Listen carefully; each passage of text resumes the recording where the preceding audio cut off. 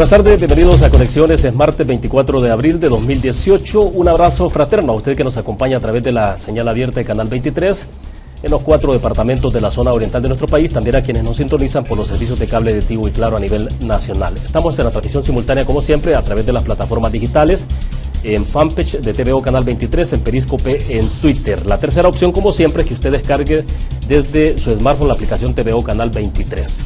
Dos números tendremos habilitados, están apareciendo en pantalla: 22630023, 22649179, para que tomen nota, puedan participar después del primer segmento. Es decir, en el segundo segmento de Conexiones tendremos habilitados los dos números para que nos den sus comentarios o preguntas para nuestros invitados.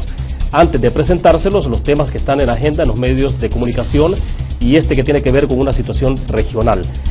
Dice, las Naciones Unidas solicita investigaciones rápidas e independientes en Nicaragua.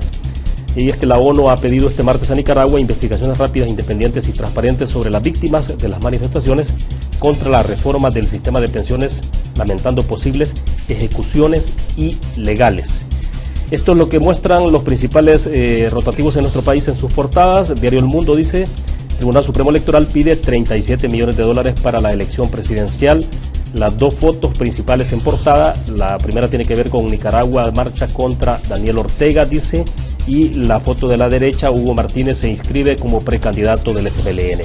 Mientras tanto, en las notas interiores, el Consejo Nacional de la Judicatura, que inicia hoy la revisión de candidatos a Corte Suprema de Justicia propuestos por FEDAES, y esta es una nota ampliada también de Gerson Martínez, que se está quejando de los apoyos a Hugo Martínez.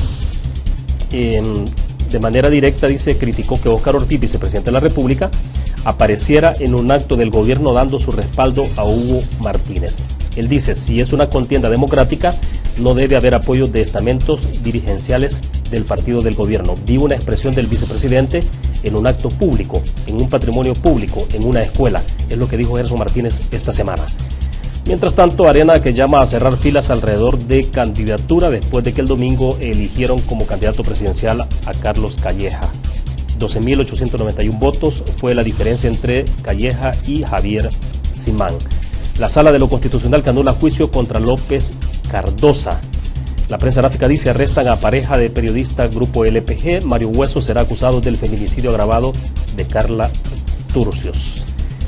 En las notas interiores, miles de personas que han marchado de forma pacífica en Managua, Nicaragua. En las notas locales, el prostíbulo que usó de fachada la MS-13 para vender droga. Dice que esa casa de citas, como la llama la FGR, era administrada por la esposa de El Necio, uno de los cabecillas procesados, y en ese lugar vendieron y compraron droga. Capturan al compañero de vida de Carla Turcios, acusado de feminicidio. También el desarrollo de esa nota: candidato a la vicepresidencia que será electo por voto directo. Este es en el caso del Partido Alianza Republicana Nacionalista Arena. El diario de hoy: sistema de pensiones militares está en crisis. El IPFA presiona para operar con un modelo de cuentas individuales porque ya solo tienen 20 millones de dólares en reserva para pagar pensiones de los uniformados retirados.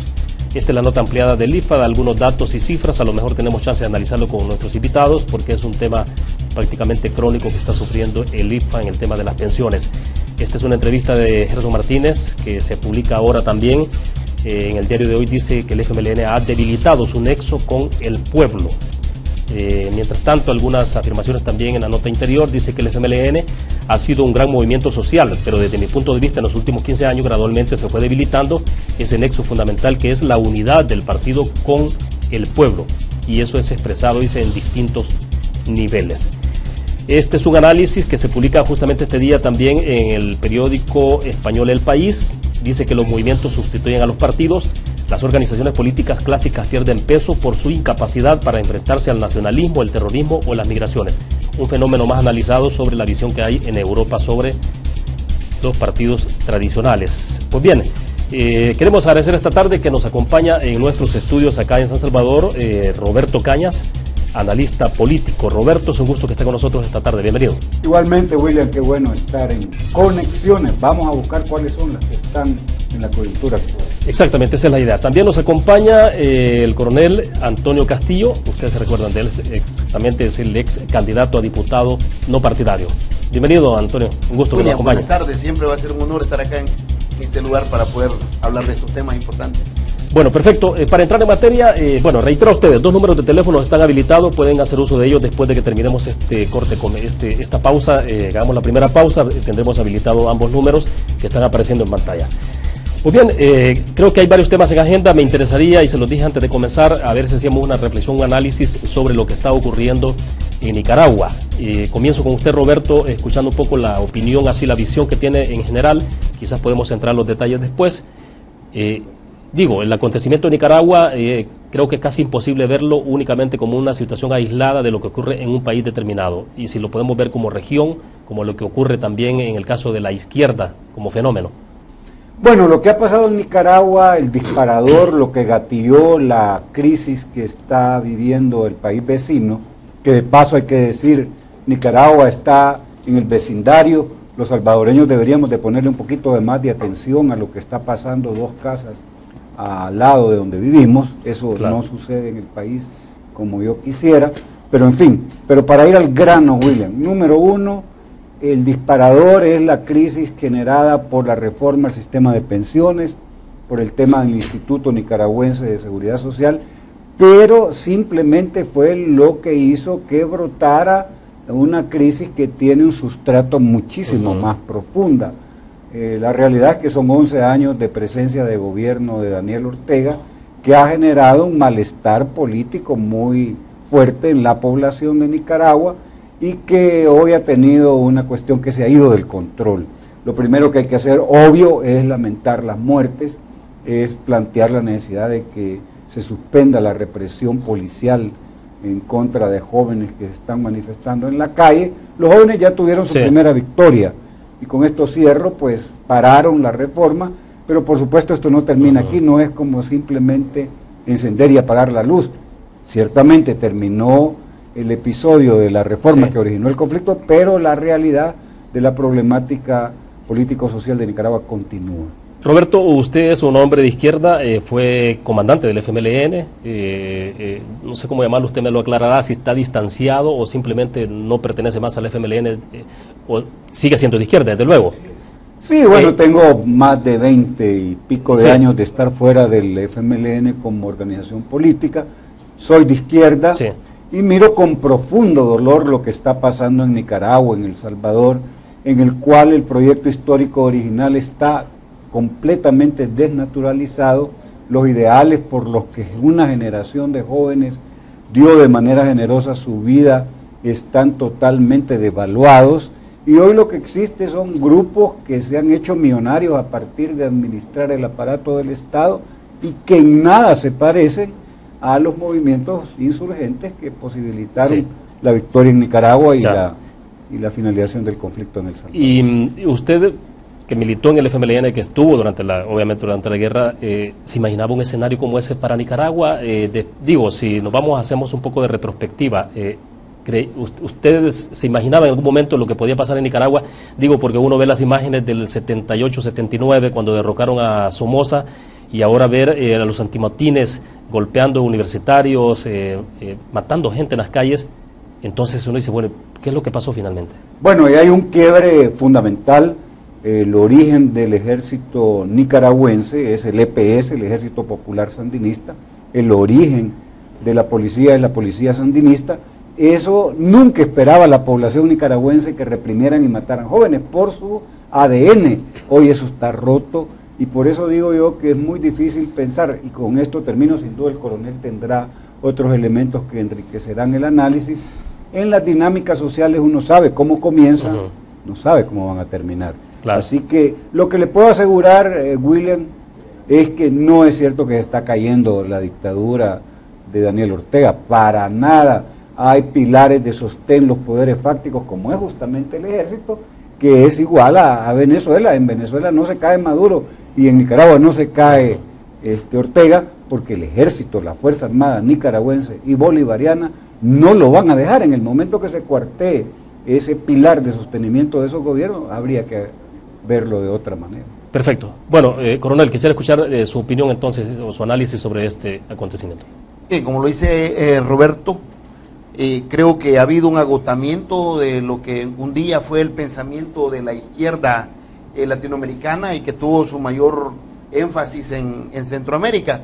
Si nosotros recordamos un poco, Nicaragua fue la inspiración para El Salvador, y aquel lema que se corrió acá, si Nicaragua pudo, El Salvador también. O sea, se grimió porque se veía ya en 1981, en la ofensiva final de 1981, una victoria similar a la que había logrado el Ejército Popular Sandinista contra una Guardia Nacional que no tenía formación estrictamente militar, no tenía una formación militar, era un cuerpo casi de seguridad, un tanto militarizado, pero sin la formación militar como para sostener a una revolución que se le vino encima, y con la cantidad de población que sirvió de sostén para esa revolución. Vemos a un Ortega que domina la primera etapa de su gobierno, en el cual estaban todavía los 9 comandantes de la revolución sandinista.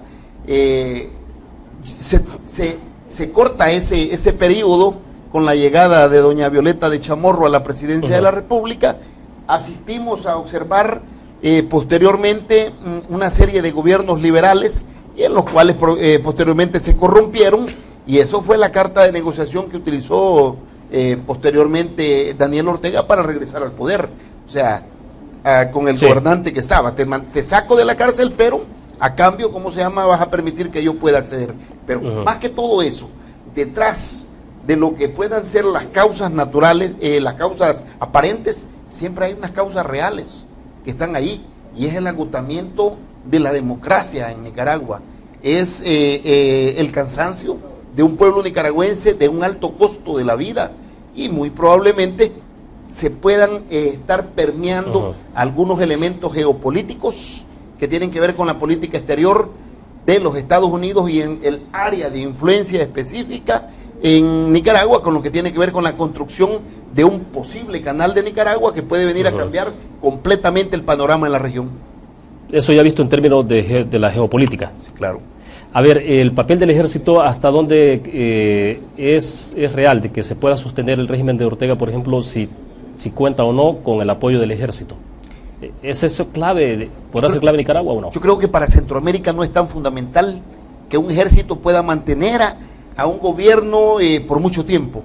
Esto va a estar más en función de qué tanta presión le mete la ciudadanía, el movimiento ciudadano, que si se pueda continuar expresando y desafiando al gobierno de Nicaragua de manera tal que va a llegar un momento en que va a ser incontenible. Si nosotros vemos en una semana las manifestaciones chocaron, fueron reprimidas, y como resultado de ello se conoce así extraoficialmente que hay 30 muertos, entre ellos un policía y un periodista.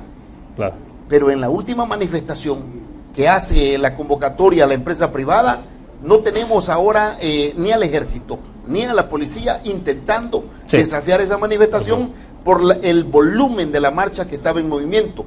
Creo que si sigue creciendo este movimiento, es irreversible, que en un momento determinado la caída de Daniel Ortega va a ser cosa de tiempo. Sí. Roberto, a ver, Carlos Fernando Chamorro, conocido, el periodista muy reconocido, hijo de Pedro Joaquín Chamorro, ¿no?, asesinado por la dictadura de Somoza, ha escrito un poco el análisis sobre esta situación, y lo que está planteando ahí es un poco de cómo prácticamente las calles ahora han sido ocupadas por la sociedad civil.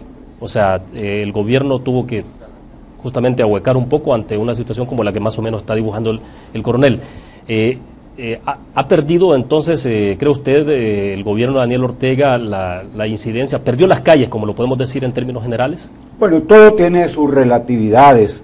En primer lugar, el hecho de que se den estas extraordinarias manifestaciones no quiere decir, el caso guatemalteco es bastante ilustrativo. Recordémonos que en Guatemala todos los fines de semana había enormes manifestaciones, y no necesariamente de manera inmediata sucedió como resultado directo de la marcha en la calle el cambio de gobierno. Después la CICIG intervino y todos conocemos la historia de Guatemala. Entonces yo diría de que hay reglas no escritas que se han quebrado. Por ejemplo, el COSEP, que es la expresión de la NEP en Nicaragua, había hecho un pacto no escrito con Ortega, en el cual Ortega permitía que el clima de negocios y las actividades empresariales funcionaran sin problema, a cambio de que los empresarios no se metieran en política. Exacto. Hoy parece ser que con la presencia del presidente del COSEP en la manifestación algo se ha roto ahí. Pero eso también de alguna forma presionado por el reclamo popular, porque justamente José Adán, que es el presidente, digamos, del COSEP, fue emplazado. Había un video donde se ve que fue emplazado el pasado domingo por la sociedad. O sea, comenzaron a emplazarlo justamente por lo que usted dice, de ese tipo de acuerdo o arreglo que hubo, que algunos consideran que ha sido perverso para la democracia de Nicaragua. Claro. Entonces, estas dinámicas vamos a ver hasta dónde pueden llegar. Habría que esperar. Hay gente que habla cosas fantásticas, que esto es un complot internacional, donde hay fuerzas interesadas en derrocar al gobierno Ortega. Yo, por supuesto, no niego que en Río Revuelto existan pescadores que quieran ahí conseguir algo, eso no tiene ninguna discusión. Pero vamos a ver, lo novedoso es que la presencia de la gente en la calle produce cambios, como parar la reforma de pensiones, y no sucede como en El Salvador, porque el parangón hay que hacerlo. Claro. En El Salvador hay un hecho totalmente dramático, horripilante, y a los 2 días nadie se acuerda. Vamos a ver qué sigue pasando en Nicaragua. Hay una dinámica en política, es que hay cosas que no terminan de morir y hay cosas que no terminan de nacer y desarrollarse. Y esa crisis en la que una cosa está por terminar y otra no ha terminado de nacer es como la seña de identidad nicaragüense. Ahora bien, les leía algunos párrafos rápidos sobre este análisis que está apareciendo en El País de España, donde dice que los movimientos sustituyen a los partidos. Claro, ese es un enfoque que hay sobre lo que está pasando en Europa, donde los partidos políticos clásicos o tradicionales, algunos prácticamente han ido ahuecando en la medida en que parece que han sido rebasados por las expectativas de estos movimientos que han aparecido ahora y que quieren solución sobre otros temas. Estamos hablando de Europa, pero en el caso, si lo traemos un poco a Centroamérica, hasta qué punto lo que está ocurriendo en Nicaragua, Roberto, tiene que ver con el hecho de que el movimiento social, o sea, la sociedad, de alguna forma ha ido rebasando a los partidos políticos. En la marcha que hubo el día de ayer en Managua, no estaban al frente de esas manifestaciones importantes los partidos políticos. De hecho, parece que han sido irrelevantes. Sí. Pregunto, entonces, ¿han sido rebasados los partidos políticos de alguna forma, la dirigencia política? Vamos a ver el caso costarricense. En el caso costarricense, el bipartidismo tico ha desaparecido. Ya el Partido Liberación, el Partido Social Cristiano, prácticamente han dado un paso al lado, y es la expresión de partidos conservadores evangélicos, que es una nueva tendencia, al menos en Costa Rica, fuerte, y el grupo del Partido Anticorrupción, que está en el gobierno actualmente y continúa con el nuevo presidente, pues es el que ha dejado de un lado al bipartidismo. Creo yo que en Nicaragua no hay bipartidismo, ahí hay un partido que tiene una fuerza muy grande, que es el partido de sandinismo, y vamos a ver qué sucede. Perfecto. Su opinión sobre este tema de hasta qué punto, coronel, las demandas, las expectativas sociales están rebasando las respuestas de los partidos políticos, de los gobiernos mismos. Yo creo que hay un componente muy importante que antes no existía, y es la influencia mediática que tienen las redes sociales y la facilidad de conexión que le permite, sin que exista un liderazgo o una cabeza visible, para poder organizar, conjuntar y desarrollar una expresión de poder de las calles mucho más grande. Bueno, de hecho, coronel, perdón que lo interrumpa, de hecho en Nicaragua hay un calificativo que se le ha dado a este movimiento de los autoconvocados, y justamente tiene que ver con convocatorias que se han hecho bastante espontáneas, redes sociales y ese tipo de cosas. ¿Qué pasa? Sucede que la red social puede ser de una forma abierta o puede ir por la vía del Messenger. Si va por la vía del Messenger, se pueden comunicar miles de miles sin que el gobierno se esté dando cuenta de que existe un flujo de comunicación. Sí, porque es más silencioso, ¿no? Es más silencioso. Pero desde luego, esto ha venido cocinándose con mayor efervescencia a partir del año 2011, cuando el presidente Daniel Ortega prácticamente sustituye las atribuciones que tenía el Tribunal Supremo Electoral y permite que él pueda reelegirse. Posteriormente, los cambios que hizo en el ejército, poner gente de confianza y familiares en el Estado Mayor del Ejército y Policía Nacional Civil. Además de eso, los pactos que logró tener con la empresa privada, que también se vio beneficiada con los 4.000 millones de dólares de influjo que le estaba suministrando Venezuela en cuota petrolera. Todo esto viene a crear una condición muy especial. Y si bien es cierto que la empresa privada ahora esté manifestándose, no solamente sea porque se da la coyuntura de la expresión social que está manifestada en las calles, sino también porque hay un costo económico que no quieren pagar en esa reforma que ha sido retrocedida. Desde luego, quien estaba pagando la mayor parte y el mayor afectado iban a ser los pensionados, los jubilados y los futuros por jubilarse. Desde luego que cuando los jóvenes se dan cuenta que todo este entorno puede ser aprovechado en este momento, yo no creo que esto haya sido espontáneo, que esto haya nacido en una semana. Esto era algo pero es una acumulación. Esto es la acumulación de frustraciones, del todo, pero sobre todo el aprovechamiento de la coyuntura política dentro de un contexto geopolítico internacional que va a querer mantener a Nicaragua fuera de la égida del control de la China continental. Ahora, Roberto, ¿hasta qué punto lo que ocurre en Nicaragua entonces expresa la crisis que está sufriendo la izquierda en América Latina? Digo porque los referentes que se están planteando como izquierda con incidencia obviamente tiene que ver Venezuela, lo que está pasando en Venezuela, lo que pasa ahora en Nicaragua. ¿Hasta dónde tiene que ver con eso? Habría que ver porque los conceptos van variando. La idea de la izquierda como se concebía en el pasado ya no existe. Tal vez en Cuba, en Bolivia, podríamos pensar de que hay gobiernos que levantan una bandera todavía menos desnaturalizada de un planteamiento de izquierda en América Latina. Hay una ola de derecha muy fuerte en Argentina, en Brasil, en el Paraguay recientemente, que marca un cambio importante. Ahora, lo que está pasando en Nicaragua en ese gobierno, eso no es izquierda. Yo diría de que es una dinastía en la que los Ortega se quieren perpetuar en el gobierno, en el cual hablan de una idea de cristianismo, socialismo bastante extraña. Además, aquí hay varias cosas que hay que tomar en cuenta. Uno, el espontaneísmo sin una base organizada no funciona.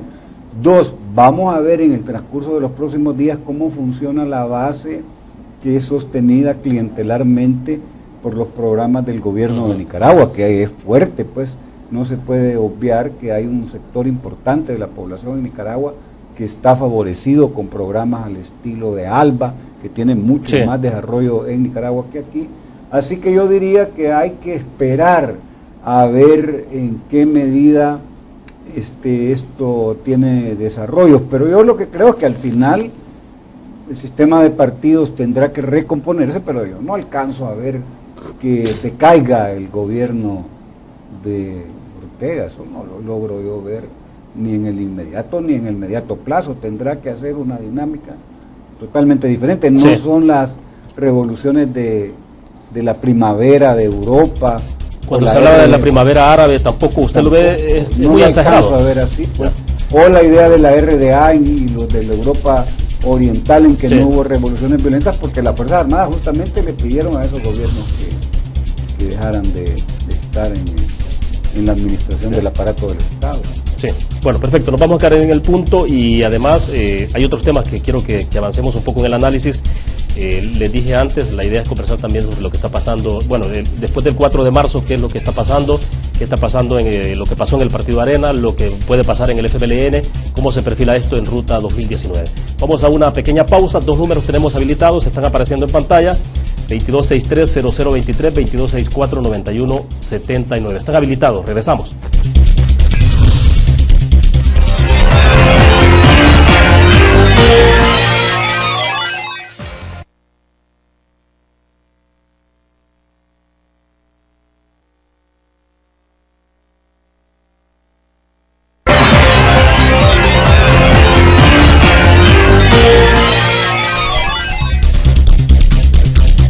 Gusto que siga con nosotros. Les reitero, tenemos habilitados 2 números de teléfono, pueden participar si lo desean.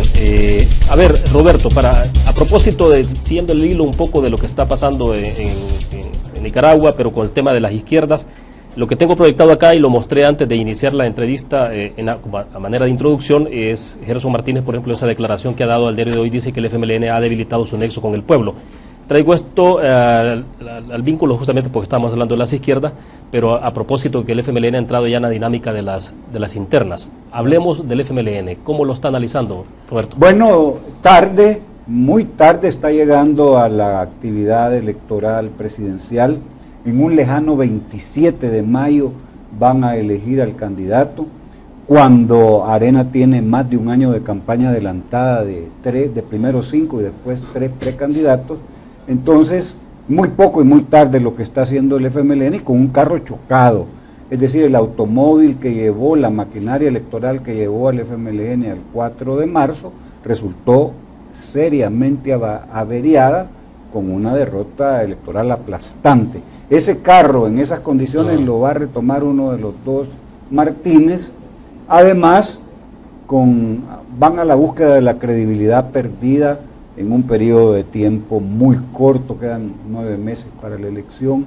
Han hecho reconocimientos tardíos, pero bueno, digamos que Hugo Martínez diga que va a la recuperación del proyecto histórico del FMLN como planteamiento es central. Se les viene diciendo desde hace más de 15 años que rompieron el vínculo y que él plantea que lo va a recuperar con las bases y con el movimiento social. Es una cosa bastante dicha. Lo que pasa que el FMLN ha sido intolerante a la crítica, y todos los que hemos planteado en distintos momentos esos dos aspectos, el abandono del proyecto histórico y la ruptura de la vinculación con el movimiento social popular y con las bases, pues hoy lo vienen a reconocer. Por eso ¿usted lo veía venir, perdone, lo veía venir desde hace 15 años atrás o desde antes? La ruptura, la de...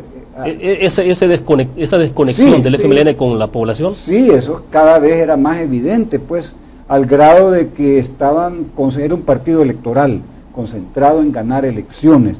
Ya no era un partido correa de transmisión de los sentimientos, de las aspiraciones y de búsqueda de solución de los problemas de la gente, sino que se convirtió en un partido que usó el medio como fin. Es decir, el medio para hacer transformaciones sociales era participar en política electoral y llegar al gobierno.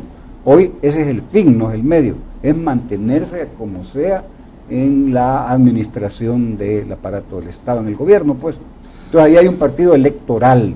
Esa pérdida de esa perspectiva es grave. Hay un profundo malestar social en la base y en el voto, digamos, tradicional del Frente. Son 400.000 votos que dejó de contabilizar el Frente el 4 de marzo, y que es muy difícil que lo pueda recuperar hoy en febrero del año próximo. Y que el FMLN necesitaría mucho más que eso para ganar una elección presidencial. Por eso es recuperar los 400.000 más. Por eso es que Hugo Martínez empieza a hacerle ojitos a Bukele. Ya se hacen declaraciones bastante abiertas, tanto de Hugo Martínez y de su padrino Fabio Castillo, en el sentido de que habría que hacer la coalición con todo el que pudiera hacerse para lograr ganar. ¿Y cómo entonces entrar en un proceso donde las contradicciones se le puede explicar a la gente? Mire, ahora puede ser entonces lo que dijo Nayib Bukele en su momento, pues tampoco era tan malo, o Nayib le tenga que decir a su base, mire, lo que el Frente es más potable de lo que decíamos. Todo eso tiene niveles de costo político y contradicción, pero en política hasta los ríos se regresan. Y en un pragmatismo político, la actual cúpula del Frente, entre dejar que Arena llegue al gobierno y la posibilidad de que no llegue a partir de una alianza con Bukele, y que Bukele sea el presidente y que ellos mantengan el control del gabinete económico y de seguridad, pues estarían dispuestos, con ese pragmatismo que están gozando ahora, de hacerlo. Yo no diría que nunca, hay que decir nunca, que en la base, por ejemplo, ahora están viendo a Gerson Martínez como el candidato de la cúpula. Entonces quieren descargar el malestar que tienen contra la cúpula del FMLN en Gerson, porque lo ven precisamente como el candidato, el ungido, el que el secretario general dijo, este es el candidato que prefiere la comisión política. Entonces un río muy complicado, muy revuelto. Vamos a ver, la tienen muy difícil, cuesta arriba, por los tiempos, por la pérdida de credibilidad, por el hecho de que esta es hora de que no hay una propuesta programática clara, no hay ni siquiera candidato, pues.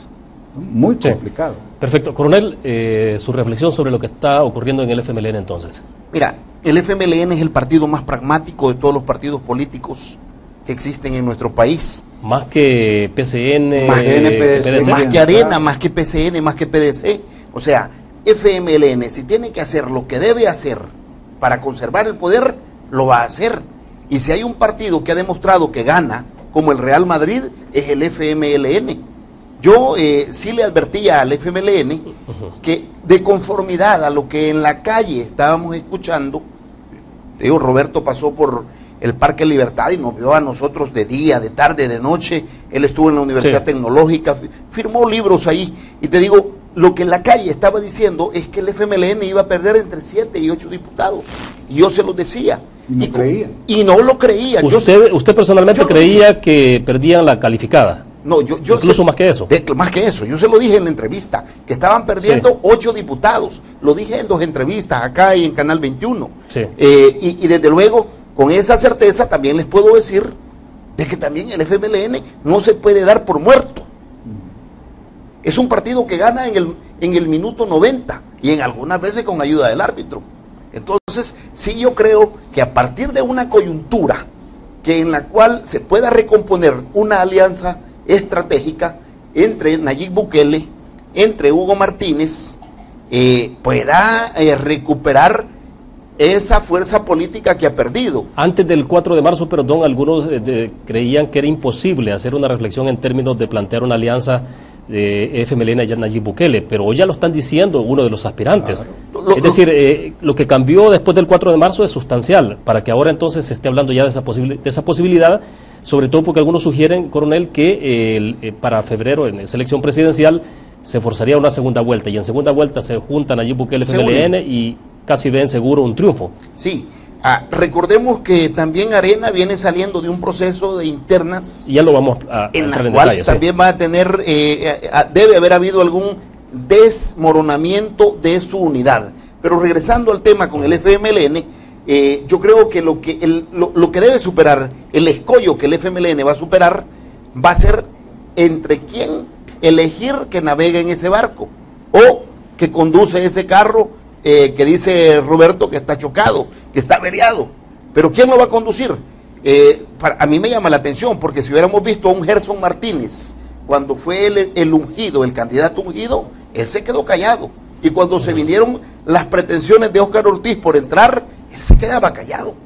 Ahora cuando se da la debacle electoral, y ahora Ortiz abandona la lucha, entonces, no, hoy sí deben entrar otros actores en la contienda, pero porque la situación ha cambiado completamente. O sea, pero además, coronel, es inaceptable que Óscar Ortiz use, como se ha planteado, un evento oficial, una inauguración en una escuela, y él, en el investido del cargo de vicepresidente y secretario técnico, en el marco de finalización de ese evento, se permita semejante presentación de una cosa particular. Yo creo que eso es inaceptable. Y eso que señala Roberto son cosas que deben irse terminando ya acá en nuestro país. Eso creo que viene siendo una herencia de esa forma de cómo incidir que tuvo el presidente Mauricio Funes, directamente desde su programa. Más parecía que el que estaba de candidato era Mauricio Funes y no el presidente Salvador Sánchez Serén. Pero desde luego yo creo que la coyuntura sí se presta para que si el que termina ganando la interna en el FMLN es Hugo Martínez, va a haber alianza. Va a haber alianza. No ve usted, digo, quien lo ha planteado efectivamente ha sido Hugo Martínez, pero Gerson Martínez no lo ve no lo ven ustedes, entrando a ese tipo de dinámicas. Yo creo que la situación, el gran perdedor de las elecciones es Gerson Martínez, y que muy probablemente puede quedar fuera, porque incluso la incidencia del voto pueda hacer que la termine ganando la interna Hugo Martínez. Y ahí es donde funcionan los aparatos de partido. El aparato de partido FMLN había ungido a Gerson Martínez, pero hoy parece ser que ha virado. Hay un cambio ahí importante, y ahora uno ve en el caso de Arena, que ya lo vamos a comentar, cuando la cúpula moviliza la maquinaria electoral en función de un interés y señala quién va a ganar, eso significa que ese es el que va a ganar. Y ahora parecería ser, después de ese acto oficial en el cual se anuncia lo de Hugo, es que hay un sector importante del gobierno que está apoyando a Hugo Martínez, en demérito de Gerson, que era el candidato ungido en el pasado. Pero uno puede pensar entonces que el gran perdedor en este proceso interno, en el caso del FMLN, es la cúpula. Digo porque la militancia fue la que no fue a votar en el caso del FMLN. Y ahora entonces convocar a la gente que vaya a votar por uno de los dos, ya no parece que la cúpula tenga ese nivel de fortaleza para incidir a ese nivel. A nivel interno sí, porque son internas, y entonces aquí no hay primarias. Y tienen su padrón. Claro, y entonces cuando uno está en el gobierno, ya tiene 10 años casi de estar en el gobierno, hay una enorme cantidad de personas que tienen un salario del que dependen en sus finanzas familiares, que ven en peligro si tienen una posición diferente a lo de que la cúpula está planteando. Pero sin embargo, Roberto, no ha sido tan obediente la población, ese segmento, no. Digamos, ese segmento de militancia del Frente no ha sido tan obediente a la cúpula. Sí, lo que puede hacer es no ir a votar, igual que en Arena, el 50% de la gente del padrón de Arena no fue. Entonces, hay demasiadas cosas moviéndose para dar una como cuestión tajante, pero parecería ser si hoy... Pero con lo que señaló Roberto, entonces sí me está dando la razón en el sentido de que el Frente es un partido pragmático, que tiene que hacer lo que deba hacer para retener el poder. Pero hay otros que tienen más, coronel, y ahí solo le enriquezco su idea. PCN y Democracia Cristiana. Lo que pasa es que hay que tener memoria histórica. En 2013... los mismos actores, Rodolfo Parker planteó que miraba con buenos ojos no un esfuerzo partidario, sino un esfuerzo conjunto con el PCN y con Gana para buscar concitar un esfuerzo de un automóvil, un instrumento que le permitiera al movimiento Unidad. Alrededor de la figura de Tonisaca. Entonces, ahora qué casualidad que ya anunciaron de nuevo el PCN y la Democracia Cristiana, que van a ir coaligados para tener más correlación en la Asamblea. Pero también uno no puede descartar, viendo la experiencia de 2013, que estén pensando que Bukele podría ocupar ese automóvil. Interesante. Viejo, sí, pero camina. De acuerdo. Me dicen de que tenemos a alguien con nosotros en la línea, la recomendación de siempre. Baje el volumen al televisor, escúchenos por el auricular. Buenas tardes. ¿De dónde nos llama? Buenas tardes, de Santa Ana. Santa Ana, díganos. Fíjese que yo estoy viendo su programa todos los días y quisiera pedirle a los analistas, a los invitados que lleve, que emitan opiniones, un análisis sin sesgo, porque las dos personas que tiene ahí, todo como que va a defender una causa. Y nosotros necesitamos analistas para que la población tenga la opción que más le convenga, pero ahí estamos oyendo la retórica de todo el tiempo. Muchas gracias. Bueno, de acuerdo, gracias a usted por la participación. Bueno, mucho sesgo, dicen. Tiene derecho, estamos en una democracia, a expresar una opinión y él es libre de tener esa idea. Yo creo que hay que analizar lo de Arena, si quieres pasamos a lo de Arena. Sí, claro, porque estamos avanzando en el tiempo.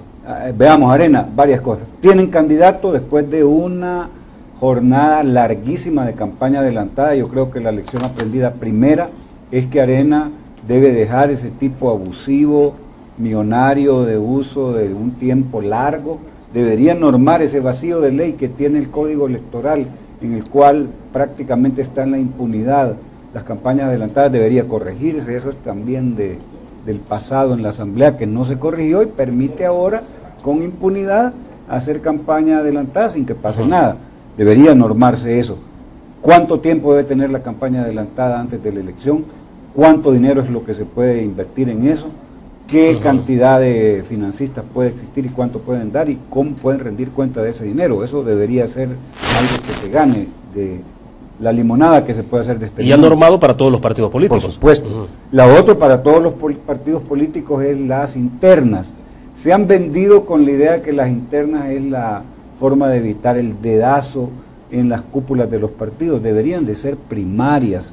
¿Qué quiero decir con primarias? En las primarias es el padrón electoral, es decir, todos pueden votar en las elecciones de todos los partidos. Es el Tribunal Supremo Electoral el que decide administrar la votación. En Argentina se llaman PASO, son obligatorias. ¿Participa militantes, no militantes, todo el mundo? Todos los que están en el padrón, y además es obligación hacerlo. y ahí eligen el candidato de cada partido. Y eso no desnaturaliza, el concepto, porque de repente entonces los votantes del FMLN pueden ir a votar en el caso de Arena por el candidato más débil, digamos, o viceversa, en el caso de Arena mandar a votar a sus militantes por el más débil del candidato del FMLN, por ejemplo. Pues así funcionan en la Argentina. Todos votan y tienen el derecho a votar igual por el partido que sea de su simpatía con el otro, porque es libre, pues.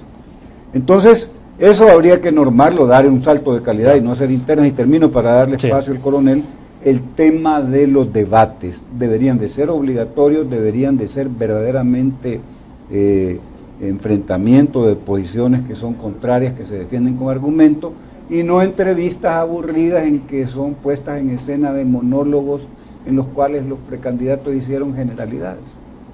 Ahí me quedaría yo en el análisis de Arena. Sí. Además, es evidente los grupos económicos poderosos que están atrás de cada candidato, pero los que han ganado asustan porque van a ir con todo al esfuerzo por tener un clima de negocios que favorezca a sus empresas. Es muy claro, ya está, es público cuáles son las familias que están atrás de Calleja. De acuerdo. Antes de darle la palabra al coronel, vamos a ir a un televidente que está con nosotros en línea. Buenas tardes. ¿De dónde nos llama? Sí, buenas tardes. Le escuchamos, adelante. Sí, buenas tardes. Disculpe. Sí, estamos... yo... A ver, la recomendación, baje el volumen al televisor, le podemos dar chance que le baje el volumen al televisor para que nos escuche por el auricular nada más. Bueno, no sé si se le cayó la llamada, lamentablemente. Es que lo que pasa es que si no le bajan volumen al televisor, la gente queda escuchándonos y hay una retroalimentación tarde. Entonces eso nos entorpece. Ojalá que después de la pausa que me están indicando que debemos hacer, el televidente pueda retomar la llamada y pueda participar. Vamos a una pausa, regresamos.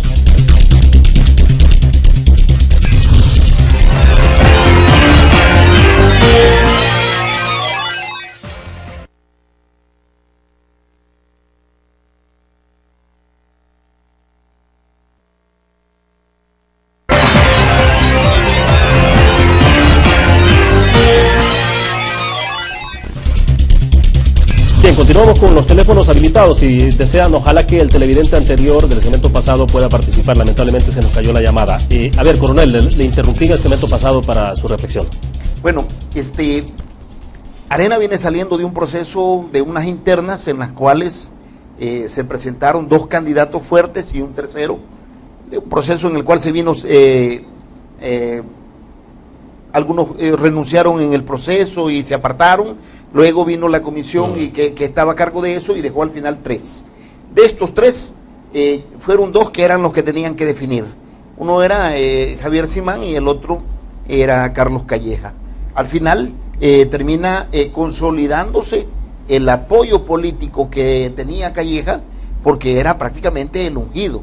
Y cuando una diputada está haciendo un señalamiento de que ha ganado el candidato que ya estaba destinado para ganar, esto lo que está evidenciando es que adentro, y como lo decía el mayor Roberto de Abuizón, decía, ¿no? Si al haber una pugna interna, una lucha política interna, al final lo que quedan son heridas, y esas heridas y esos resquemores pueden ser aprovechados o no aprovechados.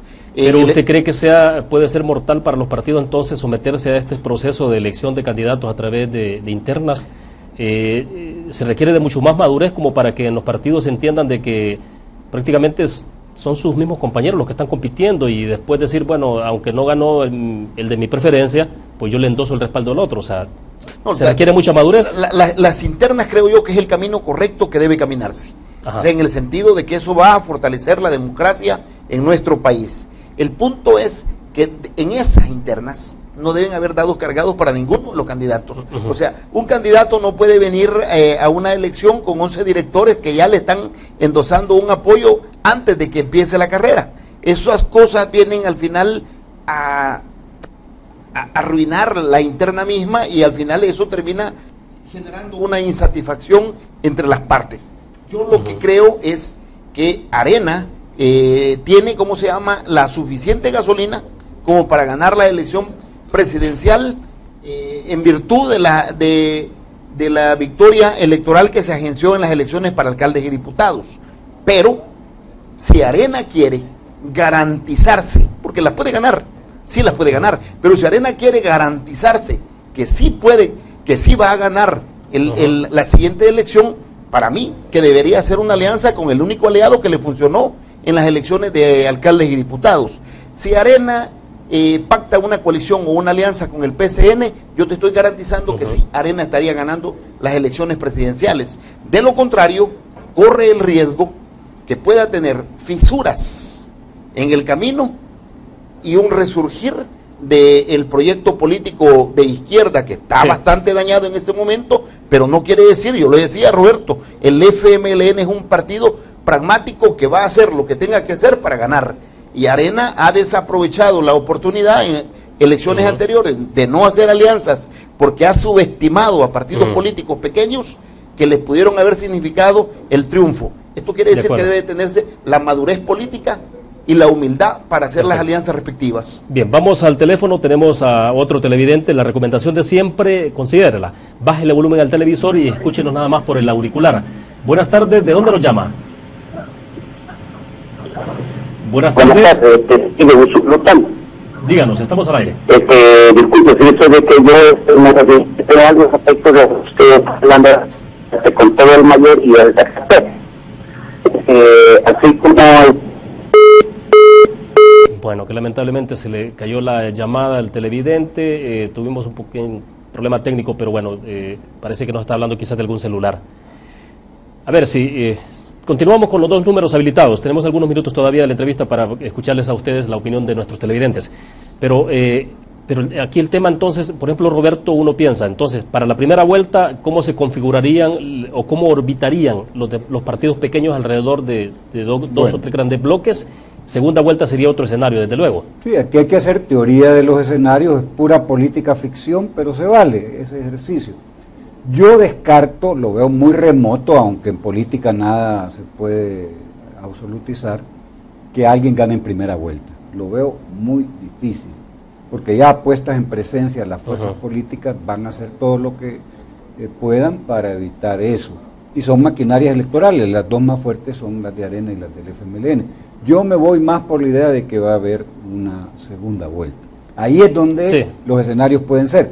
Si Bukele finalmente logra tener un partido o coalición de partidos que lo respalde y verdaderamente esa historia de que su popularidad la puede convertir en votos y puede defender el voto después en el conteo, a lo mejor llegue, el escenario sería Bukele junto con Arena a segunda vuelta y entonces el FMLN muy fácilmente votaría por Bukele. Lo interrumpo rápidamente para ir con nuestros televidentes. Me queda la duda siempre sobre cómo orbitarían los demás partidos y me lo aclara después eso. Vamos a escuchar al televidente. Buenas tardes, ¿de dónde nos llama? Sí, buenas tardes, de Morazán siempre llamo. Perfecto, adelante, le escuchamos. Lo felicitamos por el programa siempre. Gracias. Y le queremos preguntar a Roberto Cañas y al otro muchacho. Sí. Como siempre, los panelistas hablan de segunda vuelta ahí con usted, ¿verdad? Sí. Pero nosotros como pueblo decimos que no hay segunda vuelta. El FMLN no se recupera ni con millones de dólares, ese no se va a recuperar ya, ese va para abajo. Arena, por lo consiguiente, subió, pero no son los votos de él que subió. Sí. Pero si Bukele se mete a la contienda, Bukele le va a ganar de primera vuelta, quieran o no quieran los dos partidos políticos grandes, porque nosotros andamos territorialmente en el país sin hacer campaña como la hacen todos los partidos políticos, y eso es lo que se escucha, que le van a dar el voto de lleno. Gracias. Perfecto, gracias a usted por la participación. A ver, bueno, sigamos con la lógica. La pregunta, William, tuya es, ¿qué va a pasar con los partidos bonsai? Esos partidos chiquitos son muy pragmáticos, ahí la ideología es el pragmatismo, lo que conviene más en el momento para fortalecerse. PCN, por su talante derechista junto con la democracia cristiana, les luce más hacer dos cosas, o vincularse a Arena o ser el automóvil en el que se suba Bukele para disputar la candidatura presidencial. Cambio Democrático, ¿quién más podría ser un acompañante como encargado ahí de ser pasajero del boleto FMLN, pues no hay mucho por dónde escoger. A ver, vamos a ir al teléfono otra vez. Me dicen de que hay un televidente con nosotros en la línea. Buenas tardes. ¿De dónde nos llama? Buenas. Sí, de San Miguel. De San Miguel, adelante, le escuchamos. Pues yo queriendo dar mi opinión en el sentido de que en el caso de Arena ha ganado, pero realmente no ha ganado por la persona, sino que ha ganado por el partido, ya que, como han dicho todos y han dicho aquí tanto los televidentes como los que participan allí en su programa,